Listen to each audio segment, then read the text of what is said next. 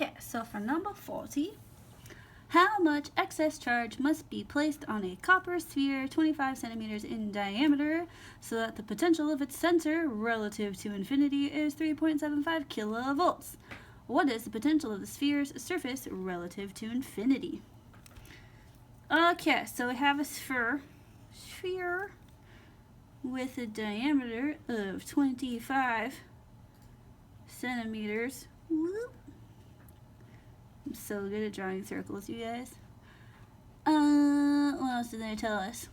It's a well-known fact that if a physicist should draw, you shouldn't trust them to actually be a physicist. Rude.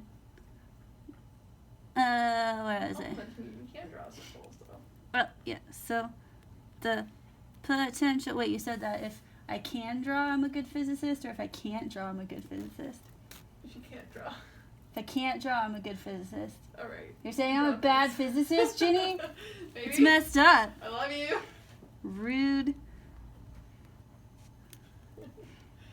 I'm really good at drawing circles, therefore I'm a bad physicist, is what she's saying. That's not very I'm nice. really bad at drawing circles, but I'm also a bad physicist. You're a horrible friend. My conclusions are faulty. I'm a terrible scientist. Okay, so here in the middle of our sphere, the potential is 3.75 kilovolts. And here over at infinity, it's 0. So the important part about this problem is that our sphere is made of copper. Copper is a conductor. And conductors, that means all of our charge gathers on the surface. So I'm just going to draw a bunch of little pluses around there. Boop, boop, boop, boop, boop, boop. I'm a conductor. All of my charge goes to the surface. And because of that, the electric field inside of a conductor is 0. Because the electric field from this guy gets canceled out by this guy, and this guy gets canceled out by that guy, and etc. all the way around. Okay.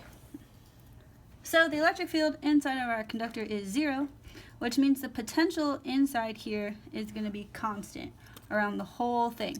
So the potential that's in the middle is also the potential that's on the surface.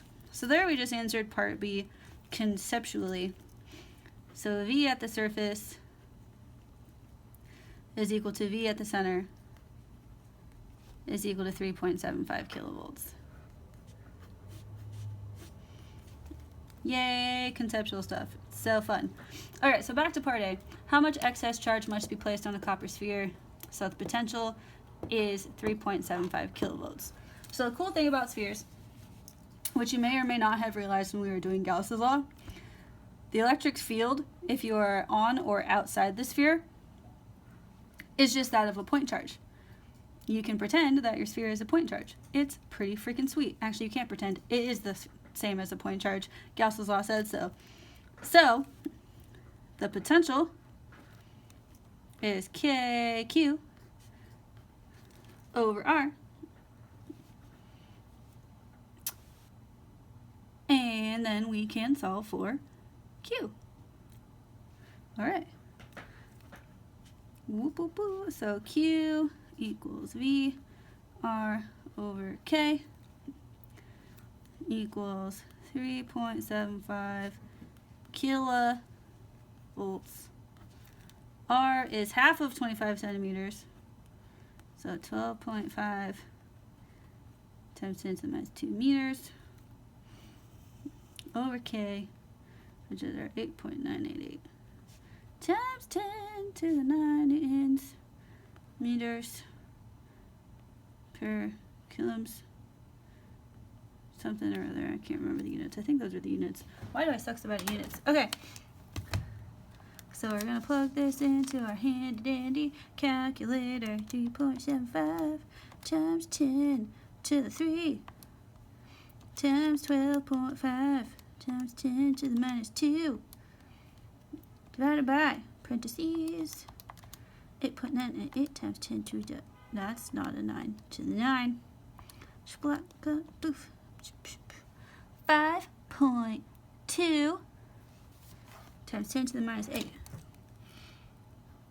5.2 times 10 to the minus 8 coulombs or point, no, I can do math, or 52 nanocoulombs.